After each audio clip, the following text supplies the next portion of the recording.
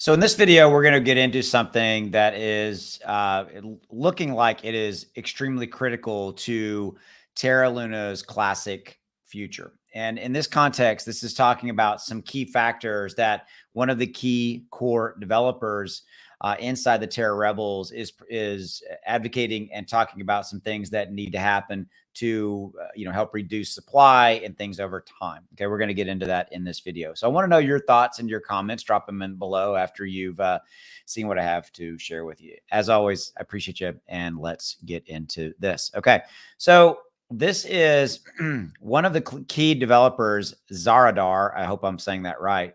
Believes that faster Lunc burn will result from a combination of factors. Okay, so this does ultimately come back to the burning scenario.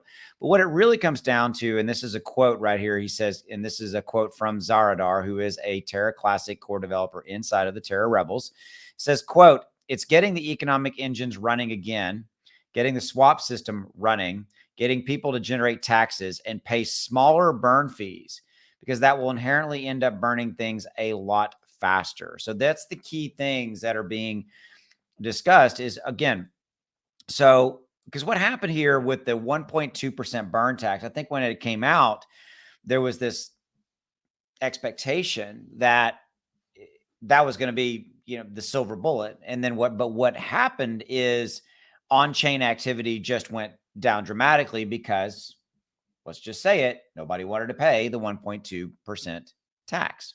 Okay. So then they reduced the tax down to 0.2 on chain. And now we're kind of, a week or so removed from that. But I think it does come down per Zaradar. That's a great name, by the way.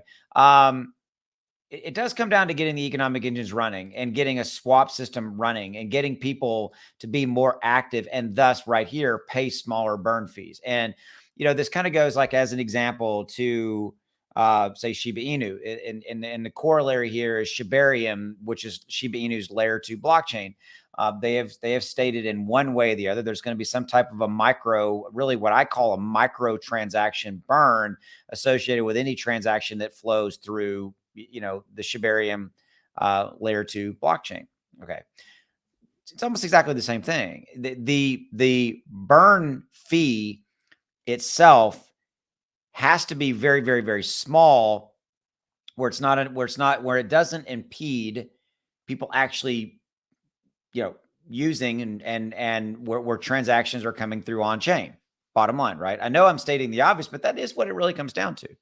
And so I agree with Zaradar in this capacity, because if you make that, think of it this way, a micro transaction, and that's the way that I've thought about it. And though it's been positioned, say, with the Shiba Inu with Shibarium, it's a microtransaction. So I think that that's where I see the evolution of this with Terra Luna Classic with Lunc. I see it moving to almost literally a microtransaction that is small enough where it doesn't impede activity, and thus on-chain activity goes up. And again, I agree, right? They need to get the swap, running again. They need to get more on-chain utilities. We know that there's games coming, there's other things, and yes, there were already DApps on Terra Luna Classic, but again, it's just more and more and more, and I think we will continue to see that.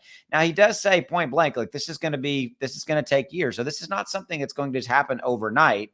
And I think that's something that also is critical that you all know in that capacity. Sorry about that. One of my dogs wants out. So that's what I got for you right here, right now. As always, thank you for your support, and let me know your thoughts in the comments below. See you.